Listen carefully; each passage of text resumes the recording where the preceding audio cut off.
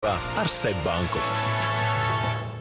Un šī rīta stundā esam studijā aicinājuši Rīgas domas priekšsēdētāju Nilu Ušakovu. Labrīt! Labrīt! Saimnieciskām lietām sāksim ar, tad es citēšu vakar ziņa. Nav citas izējas, kā vien veikt grozījumus pašvaldības budžetā, piešķirt papildus līdzekļus Rīgas satiksmē, citādi uzņēmumam draud maksāt nespēja. Tā Rīgas satiksmes finanšu direktora Tamāra Davidsona.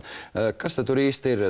Neprasmīgs menedžments, vadība netiek galā ar saviem uzdevumiem? Tur mazliet savādāk viss ir. Mums vēl pagājušajā gadā bija pieņemts lēmums, ka dotācija, kas tiek piešķirta katru gadu uzņēmumam Rīgas satiksmē, sakot, no šī gada tiks piešķirta 3 reizes, 3 piegājienas. Tas nozīmē, ka pamatsumma, tas ir 47 miljoni, tiks piešķirta uzreiz, un 2 reizes pavasari un rudeni papildu summas, jo, kad mēs redzēsim reālu situāciju ar degvielu cenām un pasažieru plūsmu, tad mēs varēsim arī precīzi zināt.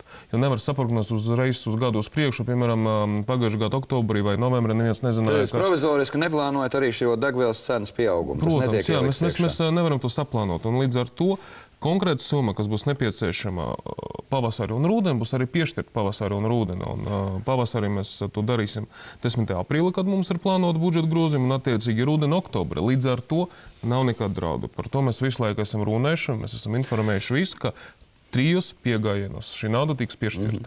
Tad patiesībā no jūsu vārdiem es saprotu tā, ka šobrīd Rīgas satiksme turpina funkcionēt, ja nauda tiek iedalīta no situācijas, ka mēs īsti nezinām, cik vajadzēs, bet ko vajadzēs, to piemetīsim klāt. Nē, mēs apmēram zinām, cik vajadzēs, bet, teiksim, precīzi līdz pēdējiem latam mēs to zināsim pavasari un rudeni, jo tas cenas svārstas un situācijas pasažieriem arī svārstas. Bet zaudējums jūs prognozējat, vismaz ir minēti tie 12,8 miljoni. Attiecīgi tā nebūs, jo būs dotācija, un līdz ar to visi tie cipari būs krietni mazāk. Bet, ko es gribētu pateikt, ka salīdzinot ar 9. gadu, dotācijas, ka saņem uzņēmums Rīgas satiksme ir pa 6 miljoniem mazāk. Pa 6 miljoniem. Tas nozīmē, ka uzņēmums turas ļoti labi, neskatoties uz kopējo dotāciju samazinājumu. Tad patiesībā tas menedžments, kas pārvalda Rīgas satiksmi, jūsuprāt, ir pietiekoši profesionāls, adekvāts. Jā. Mums ir problēmas ar uzņēmumu tēlu. To neviens nevar noliegt, bet ļoti labs radītājs. Ja pa šo laiku, pa visu šo krīzi, dotācijas ir samazināts pa 6 miljoniem. Biļešu cenas, tad, ja jūs nemainīsies? Nemainīsies, atlaides viss paliek. Bija vakardien, kad gājām komitejas sēde priekšlikumu no vienotības opozīcijas atcelt to iespējas pensionāriem bezmaksas pārvietoties sabiedriskā transportā, arī netiks mainīts. Līdz ar to viss vienkārši būs tā, kā ir bijis. Arī izskanēja ziņa, ka Eiropas Savienības fonda līdzfinansējums māju siltināšanā nav izmantots, nav ņemts, un tagad viss sadraudz. Kas tur notiek ar to siltināšanu? Šodien arī laikrakstos iekšā mēdījos, ka dzīvokļa kvadrāta apkurs izmaksas no 10 centīmiem līdz pat latam. Tad kur ir tā problēma, kāpēc nesiltina, kāpēc neizmanto tos līdzekļus, lai varētu ekonomiskāk Sliktākā situācija par māju siltināšanu ir tieši Rīga. Esmu daudz reizes ticis ar banku vadītājiem, jo bankas līdzfinansē 50% no siltināšanas izmaksām, 50% nāk no Eiropas, un 50% par šo finansējumu ir jāņem kredīts. Un viņi stāsta, ka katrai bankai gadījums skaits, kad viņi siltinātu mājas Rīgā, ir 3, 4, kas ir vispār nekas, pēc būtības 0. Īpaši salīdzinot ar citām pilsētām. Mums ir problēma ar to, ka cilvēkiem, es atvainojos, ir iebies vārds kredīts. Cilvēki nav gatavi nobalsot, piemēram, mums ir parasta māja Purciem vai Imanta, 110 dzīvokļi. Cilvēki nevar vienoties nobalsot par to, ka viņi paņems kredītu uz pārējiem 50%, jo viņam tas ir jāizdara. Tas ir viens. Otrais, viņam nav pietiekuši daudz informācijas, un tikai tagad, pateicoties tam, ka mums ir apvienot nama pārvalde vienota uzņēmuma, mums ir 50 mājas, kas patreiz stāv rinda, kartoja dokumentus, lai no pavasara saktu procesu. Varbūt tā problēma ir sekojoša, un pieņemsim, ir tāda pilsēta Valmiera, tur vairāk vai mazāk, kompaktāk viņi ir. Tur cilvēku tiekās savā starpā, acīm redzot arī vadība runājas viņiem. Tur it kā tā siltināšana tomēr ir labākā. Valmiera situācija ir māja. 12 dzīvokļi. Cilvēki tur dzīvo visu mūžu, viens otru zina, viņi varētu satikties, sarunāties un paņemt to kredītu. Pļavniekos 110 dzīvokļi, cilvēki viens otru nezina, savākt visu kopā, lai 51% nobalsotu par to, lai paņemtu kredītu, praktiski nav iespējams, jo vispār nav iespējams savākt kopā 51% no visiem mājas iedzīvotājiem. Līdz ar to tāpēc ir tās problēmas. Tas ir tas sākums. Bet ir kāds risinājums, pieņemsim, tās mājas, par kurām atbild Rīgas doma, tās tiek siltināts vai tā? Tās mājas, ko apsaimnieko Rīgas domai piederošu uzņēmums, tur mēs rīkojamies sekojuši. Mēs izmantojam administratīvu resursu, lai cilvēkus informētu, lai cilvēkiem palīdzēt novadīt tās sapulces, lai viņi savāktos, nobalsotu, pareizi noformēt dokumentus, lai pēc tam ar tiem dokumentiem viņi var iet uz banku. Jo banka arī tāpat vienkārši nepiešķirs to kredītu. Un, ja ir nepieciešams un ja ir deleģējums no iedzīvotājiem, tad arī nama pārvaldnieks var viņu vārda paņemt to kredītu. Tas arī ir iespējams. Bet tik un tā tas būs atmaksāts. Bet teiksim tā īsumā jūs redzat perspektīvē risinājumu, lai teiksim tādā milzīgā pilsētā kā Rīga, varētu tomēr veikt šo siltināšanas programmu, un kas ir, protams, būs arī iedzīvotājiem ekonomiskāk un arī mājas saglabāsies. Es ļoti ceru, ka mums šogad izdosies ar šo programmu tās mājas, ko Rīgas nama pārvaldnieks nosiltināt 50 mājām. Mēs speciāli arī darām tā, lai tas mājas, pie kā tiek īpaši strādāts, ir visas rajonas, lai cilvēki to redzētu kā paraugu. Un ja mums izdosies izdarīt šo soli, tad ir cerība, ka 13. gadā tas process sāks kustēties. Nīl, man tāds jautājums par to dienvidu tiltu. Ir tā sanācis, ka es šur tur arī pabraucu ziemas laikā, ne tikai Latvijā vien. Jā. Ziniet, es teikšu tā, uzbraukšana gan uz tilta, gan nobraukšana no tilta ziemas laikā, pārsvarā problēmas nesagādā nevienā valstī. Kas tur īsti ir? Tur nebija kārtībā ar tiem šķīdumiem, kaisītājiem, ceļu uzturētāji nav. Jo man tā šķiet, ka tas ir diezgan dīvaini, ka vienīgais veids, kā cīnīties ar kaut kādu saslīdēšanu, tad uzliekam drastisks 30 km, 20 km, 10 km. Tas tāds iegrūst pusmiljārdus gandrīz naudiņas iekšā un uz tiltu uzbraukt. Trīs lietas. Jā. Pirmais, projektēt šo tiltu. Būvēt šo tiltu. Tas ir mūsu mantojums no iepriekšējiem sasaukumiem. Nebija ieplānots apsildīt šis iztakādas, ka notiek citas valsts. Līdz ar to tas apliedojums ir kā problēma. Otrais bija konkrētas problēmas ar konkrētiem uzturētiem. Tad plānošanā ir problēma. Neviens nezināja, ka šeit Latvijā ir ziemas. Tie cilvēki, kas to projektē, vai viņi tāda veida mēģināja ietaupīt, kaut gan nav redzams, ka ņemot vērā tiltu cenu, tur būtu liels kaut kāds ietaupījums. Bet, siltināšana tur nebija iekļauta un attiecīgi nav arī uzbūvēta. Un plus, protams, slikti nostradētāji konkrētajā diena gan uzturētāji, gan departaments, par ko viņi ir sodīti.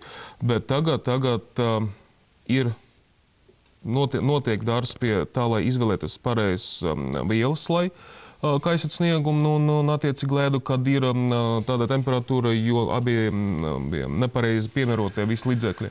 Skatīsimies, bet es tomēr nepiekrītu tam, ka ātruma ierobežojumi ir nepareizs instruments, jo mums visu laiku ir jāatgādina Rīgas autovadītājiem, Latvijas vadītājiem, šoferiem, ka pa ziemu ir ļoti labi braukt lēnāk nekā pa vasaru.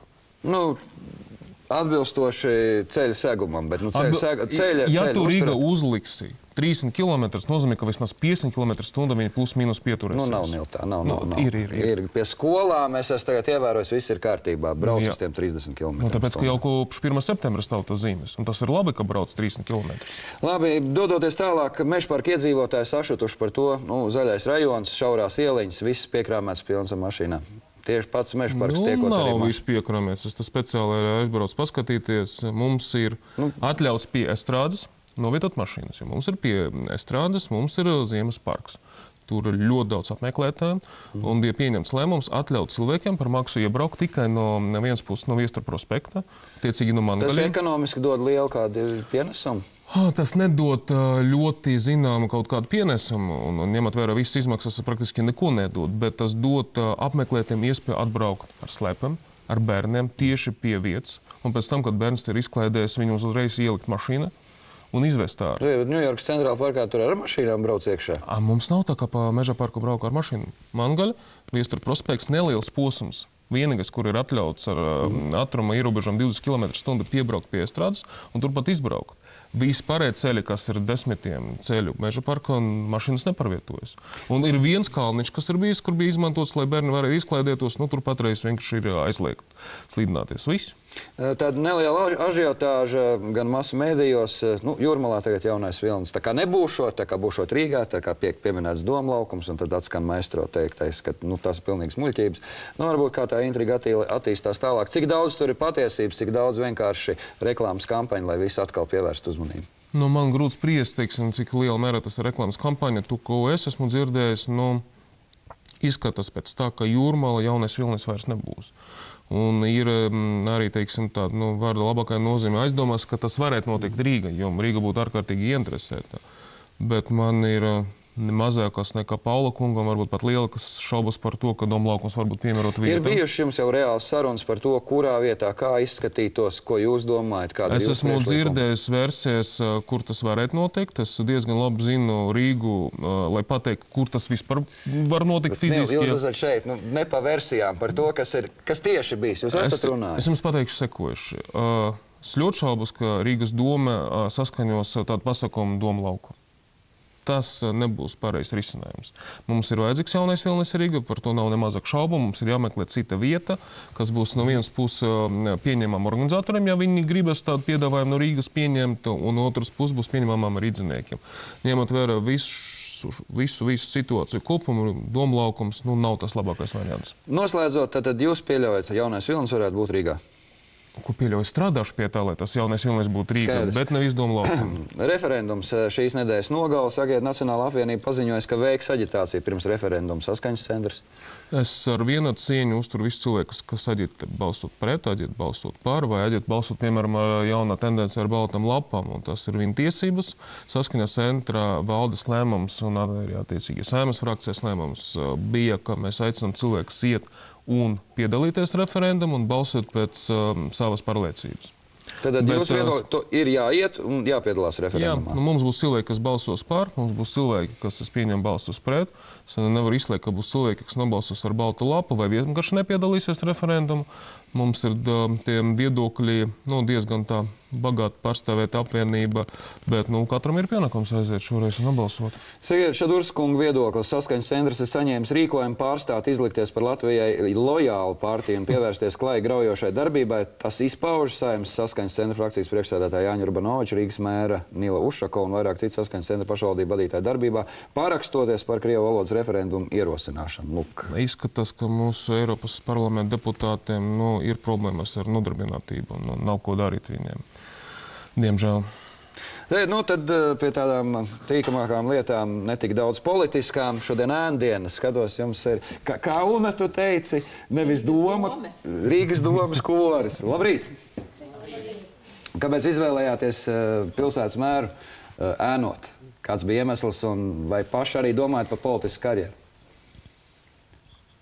Vienkārši šis darbs, tas ietver gan politiskos aspektus, gan arī ekonomiskos un juridiskos, un tāpēc tas, manuprāt, tas diezgan interesants un plašs amats, un, nezinu, manuprāt, tā ir tāda interesanta pieredze mums visiem, lai kādu darbu mēs turpmāk izvēlētos.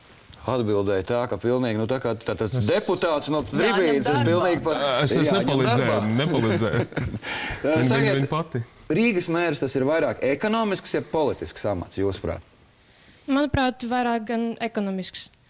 Jo Rīga tā ir tāda kā liela saimniecība. Un mēra pienākums ir, lai tā saimniecība plauktu un lai visiem šajā saimniecībā būtu labi un lai visiem būtu komfortabli. Manuprāt, tā. Paldies, jauni cilvēki, es saku, man prieks klausīties, ka tā var atbildēt un kad ir tāda pārliecība. Sakiet, ko jūs šodien, kāds ir jūsu plāns, kur ēnas dosies, ko redzēs, ko jūs darbā, kāds ir šodien? Būs tā, ka no vienas puses ēnām būs vienkārši parādīts tieši tā Rīgas saimniecība. Es nemaldos, parādīs, ka notiek video novērošana pilsētam, ka notiek sniega tīrišanas darbi, plus piedalīsies ne visas, bet dažas no sanāksmēm, kas notiks pie manis. Sekos arī brauksimies kopā pie Afgaņu kara veterāniem, mums ir finanšu komitejas sēde, būs ko viņiem paskatīties. Tā kā patiesībā pilna darba diena līdz vēlam vakaram, tā kā jums tas mēdz arī būt? Nav tā līdz vēlam vakaram, jo es vēl vakar jau lidošu prom uz Briseli, bet bērnas līdz nevarēšu. Bērnas līdz neņemsiet uz Briseli, bet gribētu braukt uz Briseli līdzi. Jā, labi, paldies, lai jums veicās ēnu diena. Rīgas mērs no Ušakovas. Veiksmīgi visiem dienu, un lai galvenais, lai arī tas sniegs mūs neaizputinātu un ceļi būtu tīri uz dienvidu tiltu varētu braukt arī normālā ātrumā. Paldies, lai veiksmīgi darba dienu.